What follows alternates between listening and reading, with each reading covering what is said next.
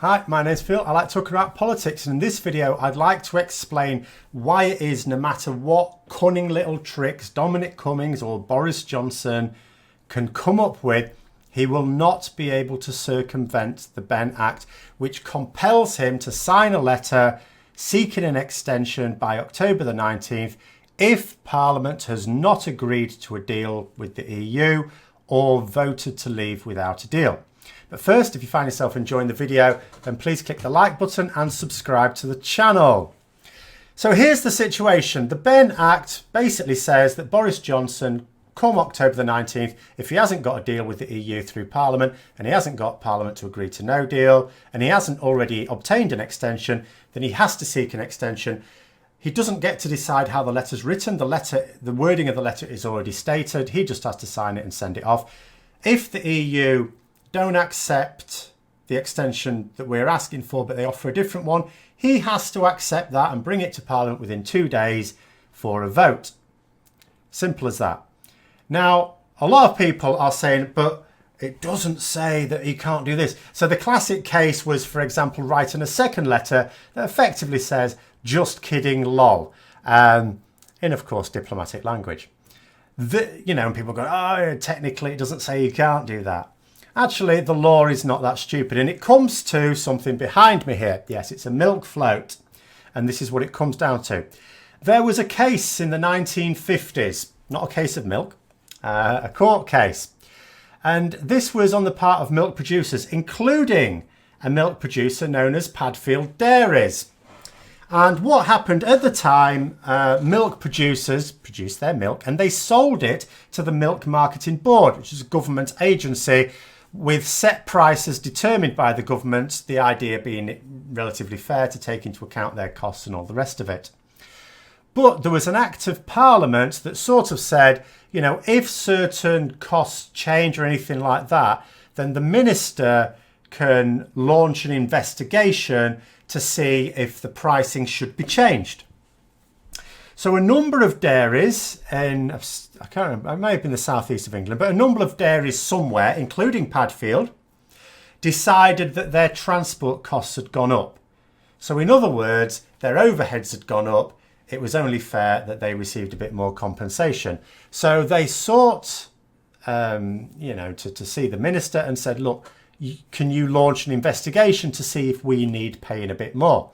Now, obviously, the minister at the time, I don't know who it was, but the department would have been the Ministry for Agriculture, Fisheries and Food, decided that actually we're a bit tight, we're a bit strapped for cash, we don't really want to pay you anymore, you'll just have to shoulder the burden. I'm not launching an investigation. So these dairies launched court action. And initially, the court said, no, it's up to the minister. But then, of course, it went to the highest, court in the land, which now would be called the Supreme Court. But at the time, it wasn't. It was just the House of Lords. Law Lords, which is who make up the Supreme Court now, sat on this. And they said, actually, the purpose of this Act of Parliament is to ensure that people are paid fairly.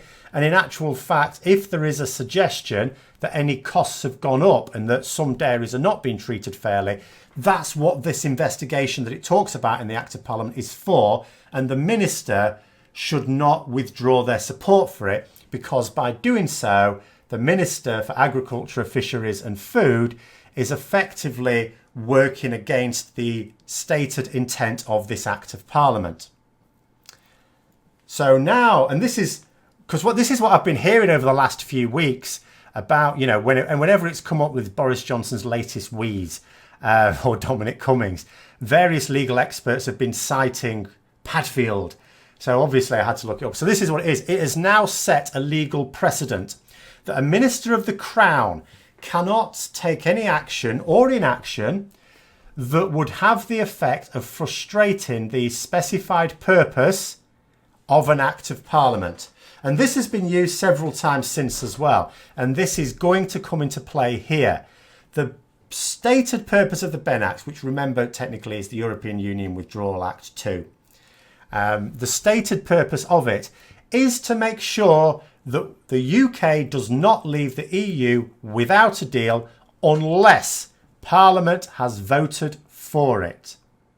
That is its stated aim, which means Boris Johnson cannot take any action that would frustrate the purpose of the Act. So writing a second letter that says, actually, I'm not going to accept an extension would be illegal. Doesn't have to. The Benn Act doesn't need a whole long list of things that the Prime Minister can't do to block him off. Doesn't need to. The law is going to say you cannot carry out any action. So what's the other one? Someone was pointing me out an article today that was written by someone who's done work for the European Commission, probably should know better, saying, well, what if Boris Johnson signs the letter and it all goes off and that's fine, and then he writes a second letter where, and at the point at which you go to the second letter, you're just thinking, no, Padfield. And it was a bit more cunning than saying just joking lol, or JK lol, the quickest way of writing it in crayon. And it was saying, okay, I seek an extension up to the end of January 2020. However, I'm only going to use that extension to pursue my deal as stated, as I presented to you, and I'm not going to change it. And I'm not going to accept an extension beyond January 2020.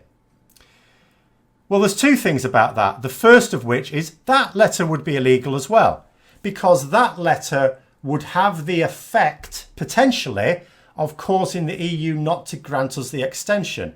Remember, the stated purpose of this Act of Parliament is to make sure we do get an extension if Parliament hasn't voted for no deal or a deal. That's it.